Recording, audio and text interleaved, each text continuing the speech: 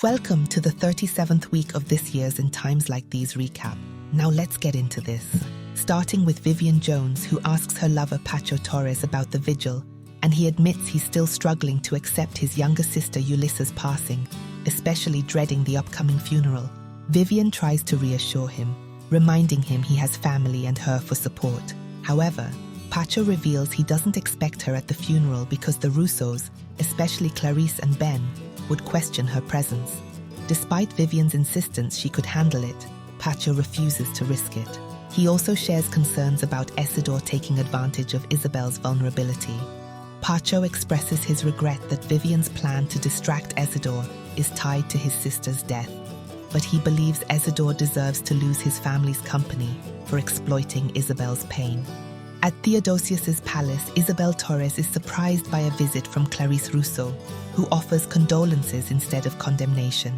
Isabel is taken aback when Clarice admits she'll never fully forgive her, but understands Isabel's grief. Clarice compares Isabel's loss of Ulyssa to her own loss of Elvira, expressing sympathy that Isabel didn't have to witness Ulyssa's final moments like she did with Elvira. Despite their painful history, Clarice acknowledges that Devante fooled them all, and finds peace in knowing he now understands the pain of losing a daughter.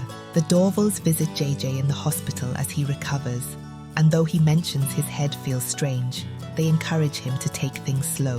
When asked what he remembers, JJ recalls Kiev pushing him and becomes frantic, warning his family about Kiev's plan to harm students at the school.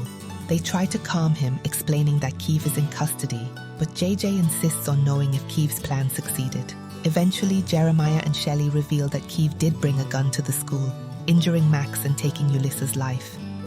Devastated, JJ blames himself, but his family reassures him that Kiev is the only one responsible. Despite their comfort, JJ remains guilt-ridden over Ulysses' death. Dr. Terry Burke tells Alan Russo that he can't come with her, but Alan insists he'll find a way to meet her, declaring that his life is with her. She warns him that leaving Valley Park would mean he can never return, and he'd be banished from his family. Alan dismisses this, but Terry remains unconvinced. Alan pleads with her, saying he doesn't want to live without her, and she admits she feels the same but refuses to let him come, not wanting to hold him back.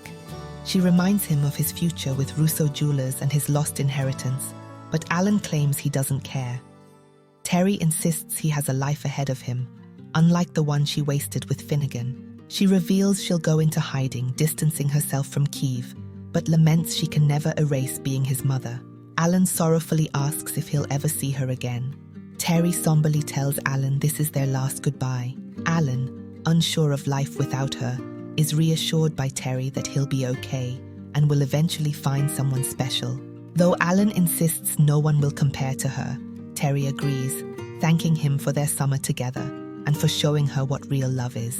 She kisses him on the cheek before tearfully leaving Valley Park. Isidore approaches his father Lorenzo at Russo Jewelers, hoping to reconcile now that Terry has left town. However, Lorenzo is fixated on the losses of Dante and Martina, blaming Isidore for the disaster caused by Terry and her son Kiev. Isidore's attempt to explain only angers Lorenzo, who believes Isidore should have known better. Vivian Jones arrives, cutting the tense conversation short, and Lorenzo dismisses Isidore. Alone with Vivian, Lorenzo reveals that Isidore's actions are unforgivable, leading him to reconsider making Gianni the heir to Russo Jewelers. As Vivian leaves, she secretly plans to acquire Isidore's shares next. Max Russo returns home from the hospital, haunted by the tragedy of being harmed by Kiev and losing his friend Ulyssa. When his parents Gianni and Heidi ask how he's feeling, Max bitterly questions how he's supposed to be grateful to be alive while Kiev is still alive and Ulyssa's life is gone. Blaming Heidi for not acting sooner to bring Kiev to justice, Max accuses her of letting things spiral, even calling out her past affair with Kiev's father. As Max storms off, Gianni comforts Heidi. At the hospital, JJ asks his older sister Vanessa about Max's condition, and she informs him that Max will be discharged soon, hoping JJ will be out in time for Ulysses' funeral. Although relieved, JJ admits he's not looking forward to it. Curious about the tragic day, JJ presses Vanessa for details about what happened to Ulyssa. Struggling to recount the events, Vanessa explains how Kiev caused chaos in the library after admitting to pushing JJ down the stairs. JJ grows angry, questioning why Max confronted Kiev instead of getting help, feeling that Ulissa's passing could have been prevented. Their conversation is interrupted by their grandfather, Raymond, who urges them to stop fighting so JJ can focus on recovery. JJ, still upset, confides in Raymond that Ulissa's death feels like a failure on many levels.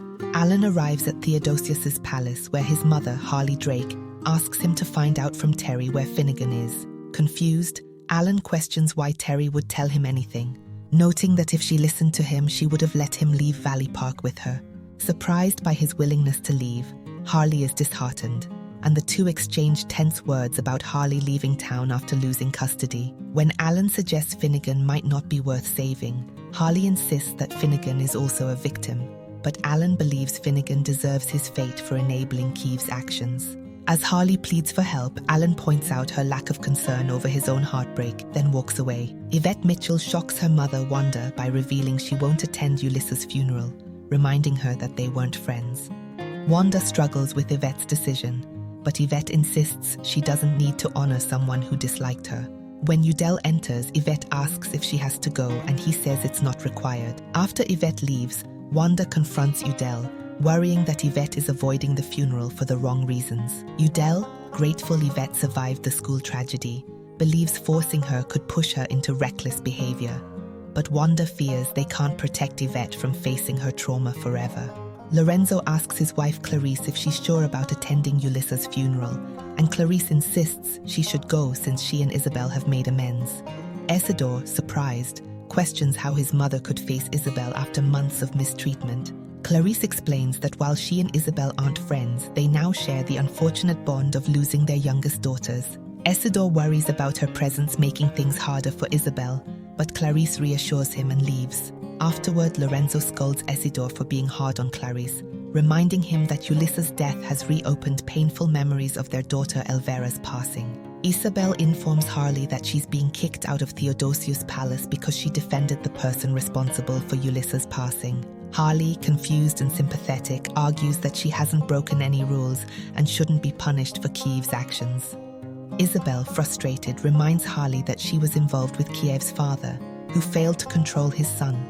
When Harley accuses Isabel of ruining her marriage to Isidore, Isabel refuses to take the blame, instead accusing Harley of not preventing Ulissa's passing. After Harley threatens legal action, Isabel vows to personally throw her out, leading Harley to agree to leave. Pacho Torres confronts his younger sister Nichelle about whether Zeke will be attending the funeral. Nichelle brushes off her brother, and when Zeke arrives, Pacho suggests he leave.